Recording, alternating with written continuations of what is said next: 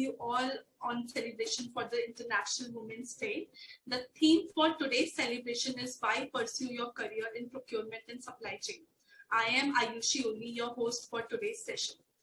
Today's program will be covered in 4 different parts. The first part will be video from our headquarters. The second part will be the opening address by Shilpa Batra.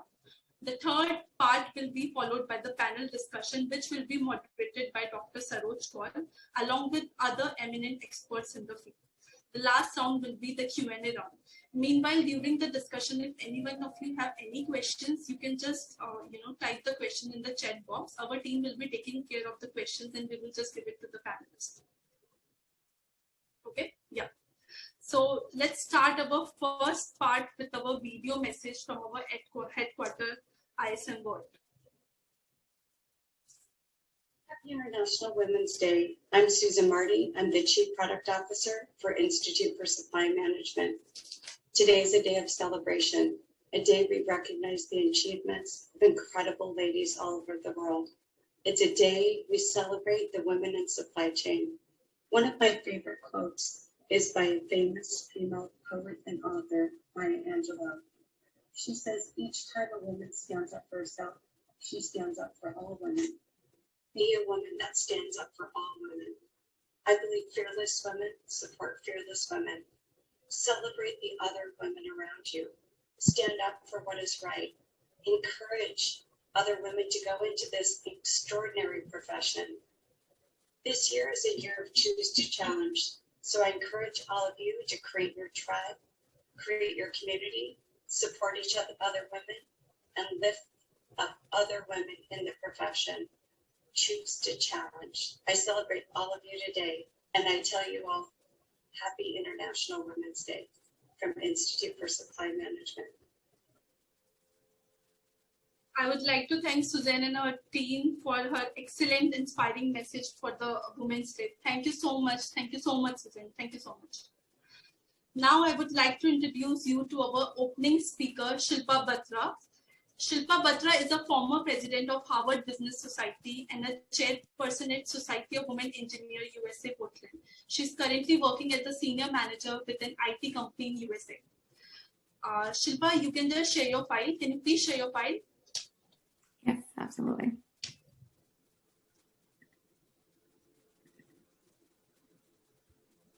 Can you guys see this okay? Yeah. Thanks, Shilpa. You can just start. Sure. Welcome, everyone. I would like to echo that message. This is the year to choose to challenge. So what I'd like to take away from here today that I hope you all guys resonate with is that challenge yourselves, but also challenge the women around you and also challenge the male counterparts as well to embrace what is, I think, a decade of opportunities for you to really unleash your own potential. So once again, happy Women's Day. And I'd like to start with just a few thoughts here. I've been in the industry for about 15 years. I started my career in manufacturing and spent a lot of time on the manufacturing floor surrounded by, more often than not, males. And if you think about today, I don't think the statistics have changed much. In my job now, I do on occasion still go down to the manufacturing floor or to the distribution warehouse.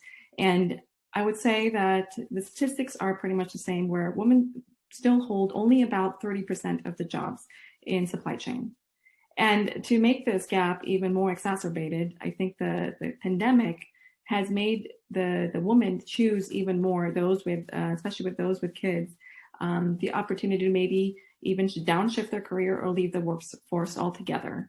And I think what that does is it expands this gap even further and creates this white space. So where are all the females? All of you guys have this incredible, innate ability to have leadership skills. So where are all of you in the supply chain? So is it that companies are not hiring enough female talent? Is it that there just isn't enough female talent available? I would definitely choose to differ. You have a great lineup here of moderators and panelists that are very, very adept at what they do. So how can we encourage women to enter this very exciting industry? I think a lot of that has to do with company policies adapting to gender needs. It also starts even further upstream, where university programs need to have education and awareness towards this industry. There's also this notion that if a woman is successful in this industry, that they can't help others. And so one of the things that, as I mentioned earlier, is you want to make sure that you're empowering and encouraging others around you to also pursue a career that you have succeeded in. And one of the ways to do that is to break the stereotypes. You're all highly educated. It's a known fact that the percentage of females that are educated and actually graduate with a bachelor's degree or even a master's degree is much higher than that of the male counterpart. You also have this innate ability to be empathetic. And mind you, empathetic does not mean that you give in. It just means that you're understanding, which allows you to have this innate skill to know how to negotiate, to collaborate with others, and build an environment around you that actually builds and fosters innovation. So how do you have all of these skill sets, yet not enter an industry that allows you to succeed by having these foundational elements? So it's up to us to break the stereotypes by getting rid of some of the unconscious bias around females can't do this. Traditionally, yes, males have always been in this industry, but you have the skill set to remove this bias. There's also this element that, if you are going to be a leader in this industry, that you must be bold, you must make tough decisions, and all of these adjectives that you usually correlate with your male counterpart. But indeed, it's no different, right? A female can be someone who makes bold and tough decisions, yet be empathetic and know how to collaborate and build long-term relationships. And that is how you get leadership presence in this industry. And I do think this is an interesting time right now as we step into this new decade where, traditionally supply chain is an industry where those who succeeded were those that had domain knowledge, right? Someone who had years and years of experience in logistics or warehouse. And I think where we're striving for in this new industry is that someone who has depth and knowledge across all of the skill sets, someone who has the ability to understand data analytics, someone who has the ability to understand and harness different technologies and how they improve business processes and supply chain, someone who is a visionary and can see how and what the industry needs to become the next level automated and efficiency. So I strive for understanding what are the skill sets to succeed in supply chain. Someone who has data and analytics capability, since that is what has always ultimately guided business intelligence, and it's an area that's very high in demand. You don't need to be someone who, graduated with a degree in supply chain. There is various degrees in college and even in your, as you progress in your career, where that is something where you learn. So you have that skill set. Another is technology advancements, and that's all around you, right? The ability to not be afraid of new technologies, the ability to understand how technology has to continue to improve in order for it to be, just help you in your industry. And certainly domain knowledge. You can't escape that, right? As you learn through your years of experience, you want to be able to be someone who understands all aspects of the supply chain industry. You want to be someone that understands enterprise systems. SAP is a good example. I'm sure you've all touched it at some point. It's a beast. But as you learn about how an enterprise system such as SAP or others bring all the supply chain together, it allows you to create a vision of what supply chain is. And lastly, leadership. As I mentioned, I think females strive in this category. Leadership is not just someone who is a manager or a director. It is someone who has the ability to make actions. It is someone who has the ability to be collaborative and know how to negotiate and make long-term relationships, which is key to this industry. So when you look at these elements, I think you all have an expertise in each of these areas. So there is really an opportunity for you to succeed in not just any supply chain category you choose to, but really take that up a notch and have leadership presence. We are right now, I think, in an opportunity to really harness what is the white space in supply chain. And what I mean by that is post-pandemic, right? There's an opportunity to look at what are the operations that are shifting in supply chain. There's a lot of elements of how can we go greener. And I think India is at the focal point of how to be more sustainable. It's a country that is very large, that has a ton of people, and it's got a lot of processes, both in terms of technology, in terms of business processes, that can become greener. So what are the skill sets that are needed there? Certainly operational efficiencies, maybe technological advancements in the area of software excellence, technology innovations, and someone who has the ability to problem solve and strategically execute on those ideas. Similarly, customer service excellence, again, with the pandemic and with the ideas of the fact that you are going from one millennium generation to another, customer service excellence has only become more and more in need. The consumer needs have changed. The way that the consumer buys has changed, or the way they assess whether they have a good quality product or service at their hands has changed. And me being a millennial, I can understand that. How I decide if I've gotten good customer service may not be what someone would want 20 years ago, and it may not be what someone wants 20 years from now. But I think that is where this white space is, where you have this ability to look at the technological advancements around you and look at what sort of digital transformations you can make in the areas of demand planning, in production, in forecasting software. In my career right now, that is actually the forefront of what I'm doing right now, is looking at data and insights. It's not a skill set that I had, domain expertise in, but over the years I've gained that experience, and I'm looking at how has the pandemic changed what a customer defines to be excellence.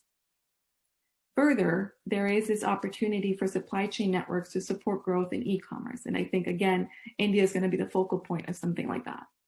So when you look at the skill sets that are needed to create this kind of impact across India, across international territories, it is these elements that you already have and you need to build on. You have the ability to be operationally efficient. You have software experience. You know how to harness technology innovations, and you're all born with something, or at least not born, but I think one thing that Asians, especially Indians, have that maybe some of the other nations don't have as much is the problem solving and ability to execute strategic. And what I mean by that is upstream, all along, you guys have this education system that is very strongly founded in STEM, right? Science, technology, engineering, and math. And I think the US is also understanding the importance of that, and especially as it pertains to females. So I encourage you to not shy away from an opportunity that is a wide area of areas that you can take in the supply chain. And your path to success in supply chain, I believe, is have your presence, right? Demand a seat at the table. You may not have the answers for everything, but if you let your voice be heard and your ideas be heard, you'll be taken much more with credibility. And second, I would say access, right? I think there's this notion of after your job is done, you go home and you spend time and attend to your family. But I think it's equally important that just like your male counterpart goes out to socialize and network in the industry, it's important that for the female counterpart that you do the same. And I think this panel discussion today is a prime example of that. It allows you to have access to other individuals in this network of supply chain that you can reach out to, whether it's problem solving, whether it's negotiating salary, whether it's a tough situation at work that you want to have a sounding board for. So use your network and build on your network. You guys know how to do that, right? Females have this inherent ability to socialize and network within friends. It's no different for your work as well. So socialize and model what is leadership to you and how you want to grow in this industry. Thirdly, I would say find yourself a sponsor. It is important to have someone who can be an advocate for your growth, can be a mentor to you, and also give you ideas of where in the supply chain industry you would be best suited for. And lastly, I would say from personal experience is resilience. When you are in an industry like supply chain, yes, at the moment there are more male counterpart. But if you're resilient and don't take things personally, take feedback to be constructive, know how to have failures, but celebrate your success, I think you'll be more resilient and have a much more open idea of what it takes to really make an impact in this industry. So with that, I thank you for your time. And I really hope that today's an opportunity for you to guys to think about and contemplate how you can grow your career in supply chain, because I truly do believe there is this white space in this industry at this moment for you to have your time. Thank you. Thank you. Thank you so much, Shilpa. Thank you so much for sharing your thoughts. I hope this will help many of the young professionals, in knowing more about the supply chain and building up their career in this field. So now let's move towards the second part, towards the third part, which is the panel discussion. The panel discussion will be moderated by Professor Dr. Saroj Kaur. Professor Dr. Saroj Kaur is a professor of supply chain management at Jindal Global Business School, India. She has 35 years of experience in supply chain management. The panel members will be Dr. Usha Saxena. Dr. Usha Saxena is a Senior Technical Director and Head E-Procurement Division at NIC Government of India. She has joined NIC Government of India in 1991. Since then, she has been involved in development and implementation of various e-governance systems across the country. Second panelist for today is Adya Jha Sahni. Adya is a supply chain professional with 18 years of experience in field of procurement. She is an expert of working in procurement function across the diverse sector. She is currently a Deputy Director, Capacity Procurement at Vedanta Limited. The third panelist for the day is Shalini Gunnala. Shalini is a CPSM certified with 5 years of experience in supply chain and agriculture R&D company. The last panelist for today is Dev Sarita Das Gupta. Dev Sarita is a supply chain specialist with 9 years of experience in almost all major competencies of HCM. She has exposure to both MNCs and the startup environment. So, Dr. Saroj Kaur. Yeah, thank you. The floor is all yours. You can just start moderating the session. Yeah. Right, thank you very much. The floor has been set. Shilpi has provided lots of questions that we can address. So I would just like, yeah. I would just like to, am I audible? Yeah. Yes, you're okay, yeah, that is fine. Thank you. So I would like to say that while we have been looking at supply chains, they have been in existence for over 100 years, but during the past 3 decades, they have started evolving in a big way. So something we have in the West and something we have in the Oriental side. And we can say that today the modern supply chain are global. Then we have another term as global and local. In all these 3, we are trying to look at the 3 V's: visibility, velocity, and variability. What all does this involve? It involves people, it involves processes, it involves technology. And a collaboration of these 3 key elements means success to any organization. As we know that technology is an enabler, as has been informed by Shilpi also, it supports business excellence, and it also provides some transformation. The processes which have been set, the policies which have been set, they are all standardized, and they adhere to the best practices. So now when we take care of the technology as an enabler and processes which are standardized and having best practices, what is the third important thing here, which is critical, are the people. So everything revolves around the people. So therefore, supply chain talent management has taken a front seat among all these firms. So whether it was prior to pandemic or it was during the pandemic, or what we are looking at resilience, how we will become resilient companies, it means that people make or mar these companies. So coming on to the first question that I would like the panel to address, and taking a cue from the earlier presenters, I would like to ask the panelists the first question. So that is, what key traits, so trait would mean qualities, are required to be a female supply chain? And in here, because we are more interested, we start from procurement. So procurement and supply chain leaders. So let me repeat this question again. So what key traits, in your view, you find that female supply chain leaders or procurement leaders should have? Hi, everyone. Very good evening to everyone, whoever has joined us. Now, I'll try to, look into a bit like, how the industry is reporting on this question. Now, Zycus report says that, the top qualities that are required for any procurement leader is multitasking, savvy negotiation skills, ability to prioritize, integrity, and a positive attitude. Now, research has also shown that women have a natural and unique skill set that is specifically beneficial to procurement, function, which is multitasking, emotional intelligence, and a preset ability to motivate and leverage teams to complete projects. What does this tell us? That, the skills that are inherent to a procurement leader, they're already abundantly present in a woman professional, right? We just have to leverage on it. That is fine. Anybody else? Good afternoon, Saroj. Good afternoon to all the panelists. This is Adya.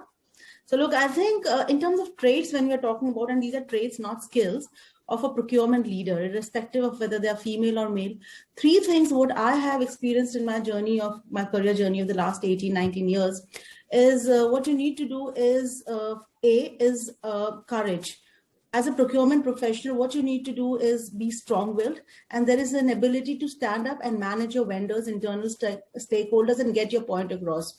So long we've been talking about procurement getting a seat at the board table, and how do you get that? That's where when you have to be a constructive challenger to the business or a trusted advisor when you become to the business, that they see value in procurement, that you get your seat at the table. And we've earned that. Over the years, in the last 20 years, I've definitely seen procurement having a seat at the table.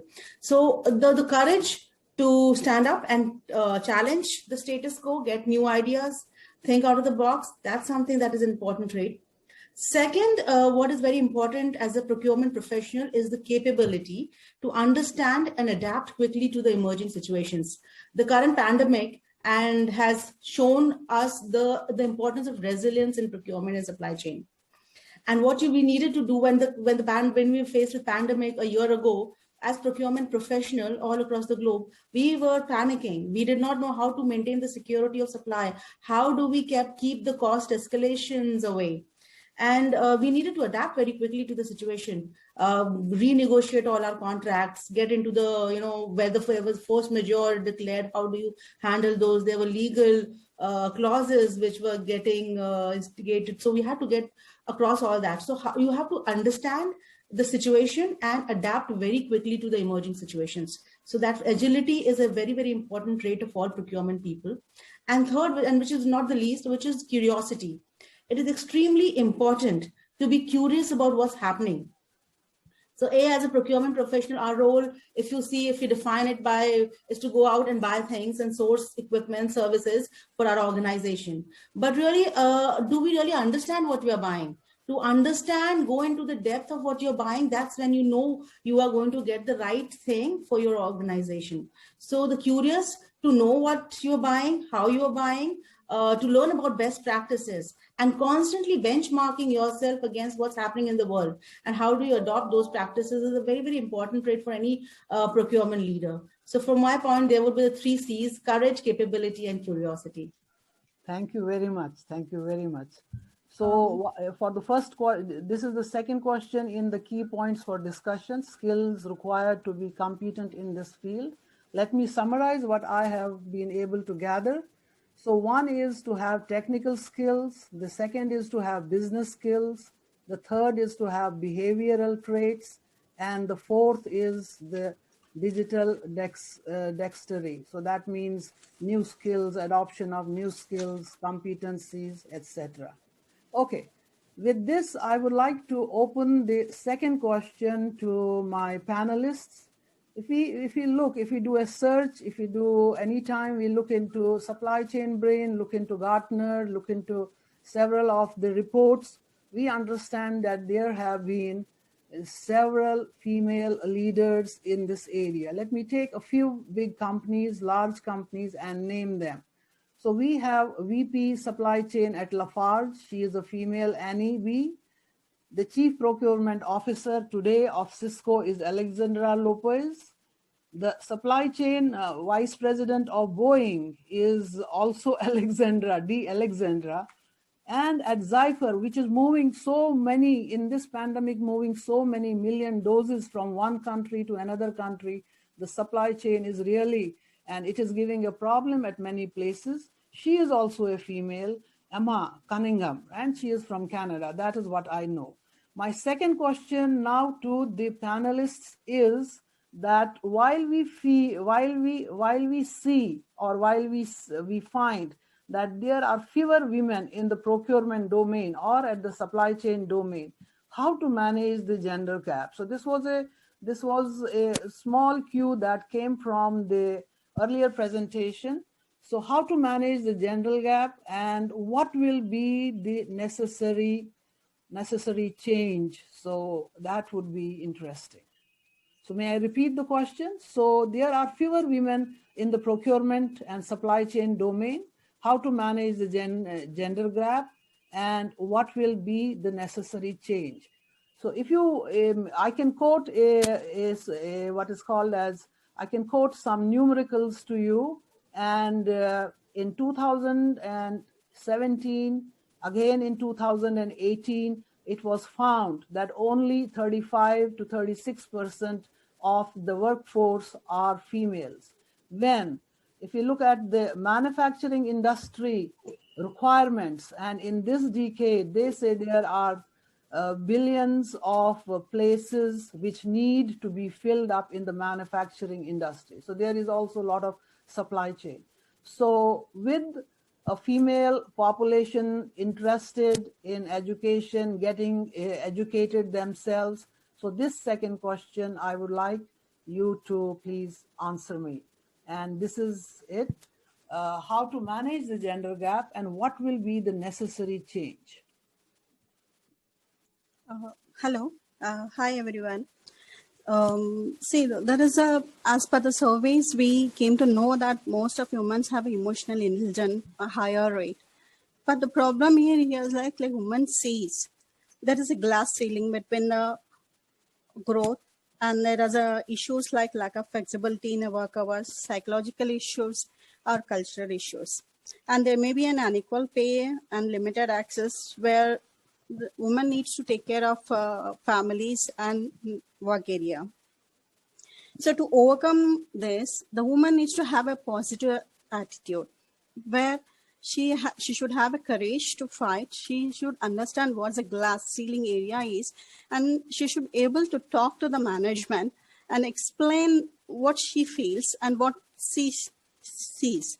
And then she has to talk to the people, explain the things, and she should be motivate herself, because it's not only that, it's a self motivation. She needs to have it, and then she can explain a better like what is the thing, adaptability, everything she has to do it, as per my knowledge. Yeah, thank you very much. To add to what panelist, yes, please. Yeah, hi everyone. To add to what Shalini has said, reducing gender gap, we have to have a multi-pronged approach. It just cannot be at one front. At one end, the recruiting agencies, whether it is any organization, government or private or any, should have they should have women in that, so that they also have a tendency to select. So there should be at least some percentage, some norm laid down. But again, there are certain areas like factory, shop floor, where the working conditions of the women have to be good. It has to be safe, hygiene. All these aspects also come in. So even if we recruit in the factories and all, and if the working condition is not very good, the dropout rates would be very high. So that also needs to be, addressed. Then the other thing is creating awareness about procurement also being a very good line for women. Hardly there is anybody knows. In my whole government experience in procurement for the last 10 to 12 years, I have traveled across the country with various organizations, state government, central, municipality, local bodies and all. Procurement, forget about ladies. Procurement is given to those people by rotation. Like after this next portfolio, when you're after N months or something, when the rotation comes, you would be the procurement officer. You would be so and so for that. But there is no formal course on that, no formal education or even a short term or anything. So even from the high school or at the college level itself, if some kind of a skill is introduced, a subject is introduced on how to manage. Women are very good in managing finances, very good in multitasking. They have all that skills of, managing two things at a time. Always you'll have at least two things at a time to manage. So with this inbuilt trait, I think if given good opportunities like, good working condition and also in the recruitments and all and other things, I think the gender gap can be narrowed to a very large extent. Right. Thank you very much. And what comes as an outcome of this question is that we need to stamp out the glass ceiling. We need to have a positive mental attitude. We need to help develop women career. We need also to promote flexible work and parenting programs. Maybe you missed out on that. That is what I find most of the females in our department, in my department, that is a requisite. And finally is to improve the talent pipeline. So it becomes necessary to make a change in the recruitment policies, having female leading the recruitment processes for procurement and supply chain activities. So that would be wonderful. Right. Yes. Ms. Saroj, I would like to add a bit to this. Yes. While I was reading certain reviews, I came across two very positive, or rather two very interesting points that I have personally seen affecting women professionals. One is during the recruitment process, a very informal shortlist is done, of people who will be facing interview. At that time, when the candidates are selected, they are very informally selected. And it has been seen, by the Harvard Business School, that if this shortlisted list is enlarged a little bit, 33% of female candidates get into that list, and there is a higher chance of getting recruited. So forget passing the rungs. To get to touch the ladder, first you need to be recruited. In that, females are cut because the informal requests of interviews are placed for male candidates mostly. So if the recruitment agencies or the recruitment groups are, they let their shortlist lists a bit long, women will get better chance. In addition to that, it has been seen that, there is a process of sponsorship that has been very, prevalent for male candidates, but non-existent for female candidates. That is prevalent in procurement as well. So if, I will be quoting here, my guru whom I, follow is Sherry Hinish. She is the supply chain queen. Now she says that, we have to have access to mentoring and relationship and sponsorship to be the leaders that we are capable of. Absolutely right. I take that. So we will add on to that. So we need to improve the talent pipeline, increase the funnel size so that more females can squeeze in, try to have some mentoring program, have to have small sponsorships and mentoring will come basically right from the basic education level. So that will emanate from STEM. So more female students into engineering. So they need to have a mindset right from their 10th, 12th standard that they need to enter into this field. Thank you very much. And now I have another question for all of you, and it would be about maybe we have covered this question that is coming to my mind, And to be competent in this field, in the procurement and supply chain field, what is the real skill set that is required? So when we talk about you have a rotation, you move from one place to another place. I will narrate a small story about a company, a huge company in India in the steel sector.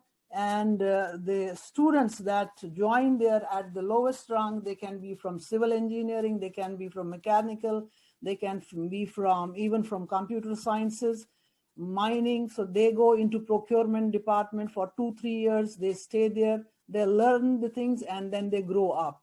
So for females, what should be the skill set required to join early career and mid-career roles?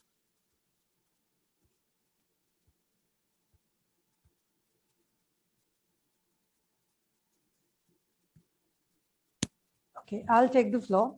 Yeah. You can build on your sponsorship and mentoring. Yeah. Right. So when we are saying, we are talking about skills, we are talking about awareness, we are talking about STEM background. So, research though shows that, women, as, in the beginning, Ms. Batra has said, women are more more likely to, get a higher degree, in the background of STEM. But even if, in today's scenario where, in India, if I see the literacy rate, even the women are good at that. But, when it comes to technical degrees, we are still lagging, right? So I will say that, technical understanding is definitely required. And especially in today's world, it is more, kind of fixated in IT and automation knowledge. If we look at the entry-level percentages, like 51% of women occupy place in IT and automation knowledge background, whereas only 24% in managerial roles. Well, let's not be negative, but at least we are there, right? 24% is not a very bad number. Yeah. So yes, technical understanding is required. Project management skills are required. They're very much required to succeed in procurement. We require to understand, and grasp the economic and market dynamics, which is so relevant. In COVID times, we have been, kind of shown, how we should be aware of what's happening in and around us. Right. Then, then understanding, of course, agility. I mean, that's if the the logistics companies had not been agile, they could not have delivered those doses of COVID vaccines. I mean, that's a tremendous feat by the the show of agility by any vertical. And then you have to have an understanding of e-business and e-procurement systems in today's world, when you always have global teams to cater to. These tools are definitely coming in hand. Then we have to have cost accounting skills, ability to understand financial statements. Even though women have shown prowess in managing accounts, we still lag a little bit in understanding the financial statements. I mean, if I look at my mother, she very well understands how much money is spent in in any account, but give her a statement, she'll keep it on the table for anyone else to explain it to her. So I think that's it's a lag. I mean, we find as women, we try to, or we tend to kind of not get into those details, but we have to, and we have to be good at that. Yeah. And I would like to add one point, Sarojji. See, apart from the technical things, like we should have a soft skills layer where as a leader, you should have an empathetic listener, where you have to understand your employees' problems and you have to solve it. So apart from the soft skills, and you should have a business ethics. So, and you have to lead the people with a self-confidence, self-motivating, and you have to take the lead role and make them understand that what are the issues they're going to face it. And you should be keep yourself in their position and understand the problem so that you can give a better judgment. Absolutely right. So what I feel, if I want to conclude an answer to this particular question, so apart from digitization, I can include artificial intelligence here also. If we are doing sourcing, if we are adding on to e-procurement later on, sourcing, so we would like to understand something about finance, project management, have empathy, look at the global scenarios. So these would be some of the skill sets, and these can be, we can start building them right from what is called as our 12th standard and into engineering, into management, and it would be a wonderful place for females to join then into the procurement. So there is something under MHRD, and not something, under MHRD we have the Logistics Skill Council, and they have started right away from the BBA courses. They are teaching warehousing management, transportation.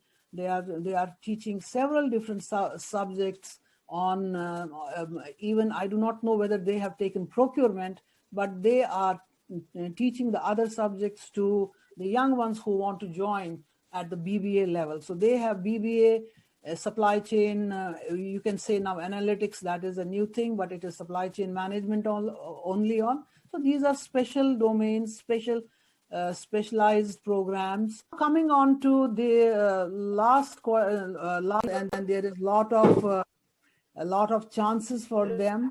And I would like to come to India and come to the Indian women entrepreneurs who have lots of problems in managing their small companies, but they do it very neatly. They make profit. They do a lot of good things in their companies. It is not only they look at the profits, but they do people management inside also. They work like that. So what can we learn from women entrepreneurs like who lead SMEs in India? I think maybe I'll take this question, Saroji. Right. So I think there is no dearth of successful entrepreneurs and corporate women leaders in India. Right. And as we speak, I have personally been led by women CPOs in my previous organization, which were very large global organizations. When I worked Nestle, I was in Alcoa, and currently in BHP also the CPO is Miss Vandita Pant, and she is managing it, the entire the spend of more than $10 billion. So, wow. So we have great examples of such ladies, successful leaders. One of the things that I've noticed is in their behavior and traits, when we look at these people, what have they done differently and why have they been so successful, is their belief in themselves and not getting deterred by the stereotypes about women that is created in the atmosphere, that women cannot take decisions. Women should be in support role. They have challenged those stereotypes, and that is owned by their own, the mental strength that they've had. So, I personally have a very strong mantra, is that whether you think you can or you can't, either way you are right. So it's all in the mind. So how do you, make yourself believe that you'll be able to do it, and then challenge, have the courage to speak up, not just for yourself, but for others as well. So these are the leaders who have led the way through their own mental strength, through acquiring, some of these leaders have become leaders at very, very old age. And so you feel that you cannot acquire skills after a certain age, or how do you now adapt to digital, or learn about analytics, or learn about Python and these kind of things that you want to, do that. So one of the things is very important, to keep upskilling yourselves, continuously learning new skills, relearning and learning, that is a very, very important aspect. And these leaders have shown us the way by that. In fact, today morning we had a session in our, in our corporate, celebrating the Women's Day. We had Honorable Minister of Women and Child Development, Srimati Smriti Irani, today with us, and she herself was sharing her own journey. Being at that stature, a member of the Parliament, and she herself feels those stereotypes in the Parliament as well, and how she stands tall, and leading the country. So we have such examples all around us, just to have some idol and follow them. Is very important. Absolutely right. Absolutely right. Yeah. Sarabji, I would like to add one more point on this. Like, to successful in a life, one should have a vision. they have to be proactive in the steps, like what they're going to achieve, and they never give up. So that is the main thing. Even though if you face a difficulties, when you read on the internet so many life histories, there is a lot of problems in their achievements also, but they never gave up. So that is a courage you should have it. And they have to think ahead. They have to visualize their vision and see what has to be done. Proactively, they have to take the steps. So that's my point of view. Absolutely right. Thank you very much. So we understand that we should emulate our female leaders in India. Number two is we should also look at what is called as keep on encouraging ourselves individually to get in, to enrich ourselves day by day, whether and it does not depend upon any age. So the age should not be a factor in this case. Okay, now we come on to the last question, and it is an important thing. It is about the accreditation bodies in India, right? So this discussion today was through the auspices of ISM, Institute of Supply Management, USA, and it is the India Center for them. So my question now is, how can accreditation bodies bridge this gap? At what level should young students, in particular females, join the procurement domain? So how will they help us? So can we suggest to them any points? Yeah, I would like to take that. As we don't have any formal course on procurement or anything like that in the colleges and the high schools and all. So once the engineering is done or any other science discipline is done, there can be short-term courses, 1 year, 6 months diploma courses and all, which would make the girls equipped to learn more about procurement, what are all the rule policies, especially working in the government, rule policies, knowing them and implementing them is very important. So that can be one thing. Other can be long-term courses also, which can help them a lot. And now when we are hiring in government, we hire on contract basis, we hire on project to project basis. We look for these certifications in the candidates because we have a lot of people. When you have to select amongst them, then the certifications comes very handy. So if you have certain certification, you get an edge over it. That is one thing. Yeah. Absolutely right. So accreditation bodies have a very important major role to play in especially in females, we can say, if they can make some like fee concession, or they can have on some programs which are only on Saturdays and Sundays. So that would be a great help to the students and who would be joining in the procurement domain. Thank you very much. So we have been able to manage our time and keep our questions in place. So I would like just to summarize what I feel is some of the takeaways from today's discussion. So first of all, I would like to say that there are big challenges. However, there is a lot of potential. Number two, what is important to me as a female is stamp out glass ceiling. Number three would be develop a women's career. So that should be the company, whether it is a government company or a private company, they need to, what is called as, increase the funnel size so that more women can be put into the interview, and that is why they can become successful. So that means that improve the talent pipeline. The fourth one that I would like to say is develop mentoring and sponsorship programs, be it at the government level, at the private level, even at the industry level. We have missed the large industries. We take so much of internships. So internships, if we have something which are dedicated to a project along with an accreditation, that could play a wonderful equation for getting females join later on into the companies. And finally, I would like to end this program with a quote. So a woman is one who walks on her own footsteps rather than following the directions shown by the crowd. So most of you have said that it comes to me from the female CEOs that have led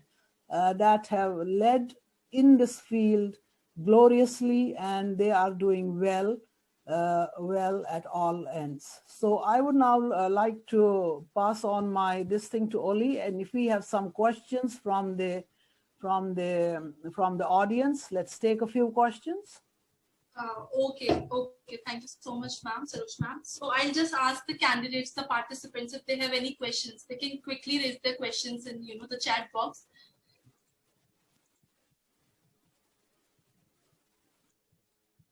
Okay, so we are getting the questions.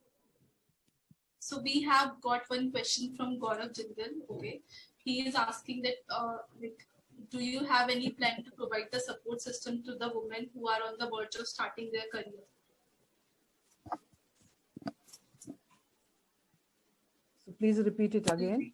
Yeah, so he is just asking if we have any plan to provide the support system to the women who are on the verge of starting their career. Definitely. So we have indicated, Gaurav, we have just indicated that the role of accreditation bodies is important, and in this I would suggest to you, or Oli, you just put in the link that where we are able to work on for what is called as our developmental programs, our programs, so that the students can join in. So you can look into public procurement, you can look into ISM courses. That would be wonderful. But the question is at what level? What level is it? What level is this question? What level are you interested in joining? That is a point. So is it a school level? Is it a management level, or is it a certification level? So that needs to be a clarity.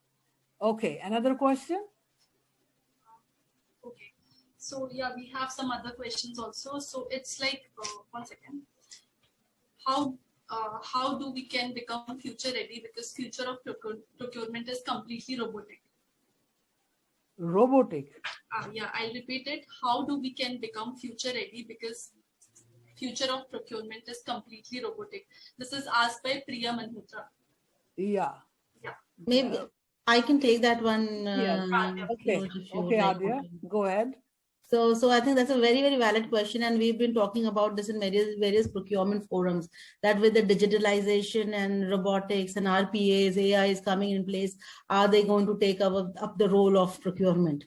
So what is going to be the role? So, if that's the question, Priya, if that's what you were trying to say with your question, then it's very clear that, what is going to happen is all the transactional, the tactical work that's going to go to RPA. What is going to go is the importance of the procurement people. They're going to be involved more in the strategic activities of an organization.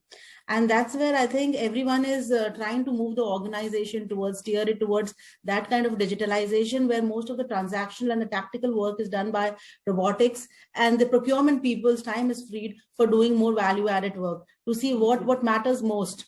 And currently, as we speak, the procurement function has evolved a lot. What used to be 20-25 years ago, the role of procurement to go and negotiate and get the best prices or manage the supply chain and logistics, that has changed. There are so many aspects, right from, the geopolitical situations. How do you manage the risks?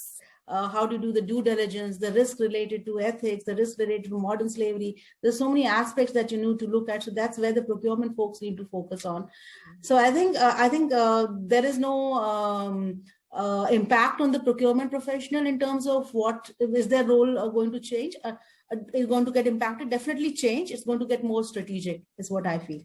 Yeah, it will become more strategic. You're absolutely right. Another question? We can take 2 more questions. Yeah, another question is by Deepti. Being a procurement officer, how can women move to strategic sourcing if we do not have any technical knowledge, when opportunity is given only to technical knowledge?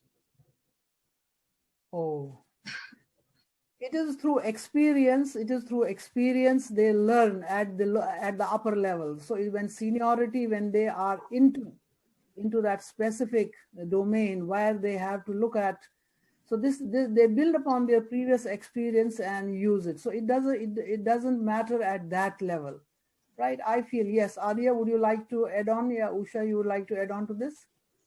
Yeah, I totally agree, ma'am. It is through experience only. You just cannot, without actual practical experience, moving to totally outsourcing may not be very easy. Yes. So we can take one more question. This very interesting question is there. How to motivate my girl MBA students to choose SCM as career? You should have brought them here today.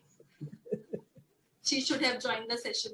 Also, we'll ask Dr. Rashi if she can connect her daughter to us. We will be asking. We will be telling her more about the supply chain, and we will also connect her to the panelist. Right. I think one more part, Ayushi, is apart from, of course, the courses are very important and awareness about what SCM is very important, but it is also important as industry people to break the stereotype about about procurement and supply chain. So I'll just talk about my example that when I was choosing this as my career choice, my parents weren't very happy. In fact, my HR director was not very happy, and he came to me and told me that you are an engineer, you should be doing design and engineering department. That's where you should be going. So why are you taking procurement as your field? Because you will have to deal with vendors. You're going to be on the shop floor. That's not a very comfortable position for a woman. And so I think that stereotype really needs to be broken. That's not what procurement is. Procurement has evolved much beyond that. And it's an interesting field. It's a very, very interesting field. Every day is a new day for us. The kind of challenges that we feel is very different. So it's exciting. Someone who wants a new day every day should be in procurement and supply chain. And if I can add to what Adia said there, being someone who's gone through that very recently, I think the best way to is find inspiration around you, right? Supply chain is not just about, the domains of logistics, warehouse, distribution. It's finding experiences across all industries, right? I mean, you can find inspiration stories in women who are in the field. You can also find inspiration or success stories of just problems, right? You look at the vaccines for coronavirus, that's an inspiration right there, right? What it takes. It takes an army of people across the entire supply chain to get something like that to succeed. So it doesn't have to be supply chain per se. It could be an industry that they're interested in that has supply chain aspects to it too. So I think they have to be open to that inspiration. Right, Shilpi, that was wonderful. And through experience only it happens. So there is one last question which I just saw. It is about opening a women's cell here, right? So yeah, I would just like to answer this question. We have mostly women working in ISM, so we are taking care of this part. Mainly when you call, I think women are only picking up the call. So we have good number of women in our organization. Also, just to promote this, we are offering the free ISM-INDIA elite membership to all the women from now to almost 1 week. So whoever want to know more about the subject and are interested in our courses, they can just avail this free elite membership offer. So thank you very much to all the panelists.